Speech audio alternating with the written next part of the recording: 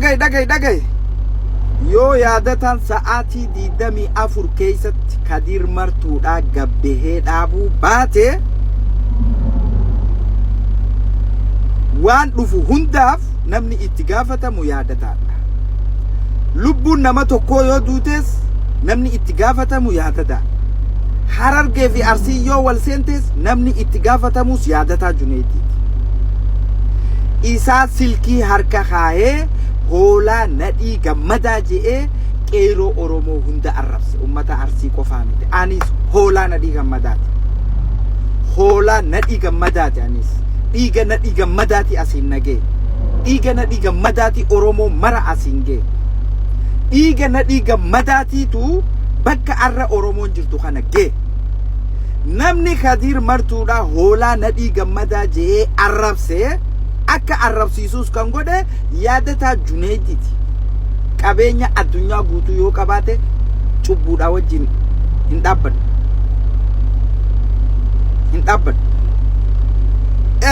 Kadir diina Harargeeti malee fira Harargeeti miti. Michiyyoo dheengadda Somaaleen dirra dhawaa keessatti ajjeefteef hin dubbanne Kadir.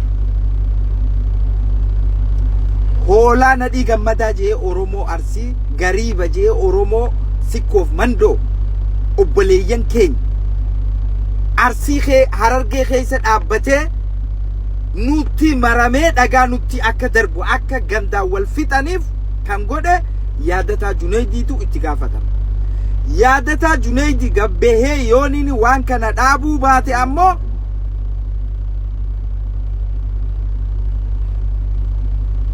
lagannaa qabeenya baankii raammisii sinaftu kana hunda itti fufuuf jiraannaa yoo hin dhaabee gabbee dhiifama gaafatu qaba Kadir Martuudha. Yaadataan Kadir Martuu dhiifama gaafachiisuu qaba. Ilmaan Oromoo gootota nadhii gammadaati malee qeeroon Oromoo gootota nadhii gammadaati malee hoolaa nadhii gammadaati miti. Namni jecha kana hunda akka Kadir Jaw godhe yaadataa Junayditi. Kana dura namni piroojeektii ilmaan Oromoodhaa gandaa fi gosa wal lolchiisuudhaaf mootummaarraa fudhate yaadataa Junayditi jee isinitti hime arrallee namni Kadir harka silkii kaayee maraataa udaan laaqqatu Harargee keessa dhooysee hoolaa nadhii gammadaa jee ilmaan guutuu arrabse. Kana never ever ilmaan Sikkoo Mandoo ilmaan Baha Oromiyaa hundi takka hatticha kana Oromoon waliin dhaabbatee ifirraa dhorkuu qaba malee kana waliin dhaabbachuu dhiiftaniiti udaan laaqqatu kana wajjin udaan laaqaa jirtanii jechuudha. Namni itti gaafatamu yaadataa Junaydi. Sa'aa 24 siin jee sa'aa 24 you see ni agarta sa'aa 24 gabbaaftee ummata Oromoo bal'aa ummata Sikkoo Mandoo ummata Harargeedhaa dhiifama gaafachuu qabda. Yaadataa fi Kadirillee atis dhiifama gaafatteeti Kadiris dhiifama gaafachiif.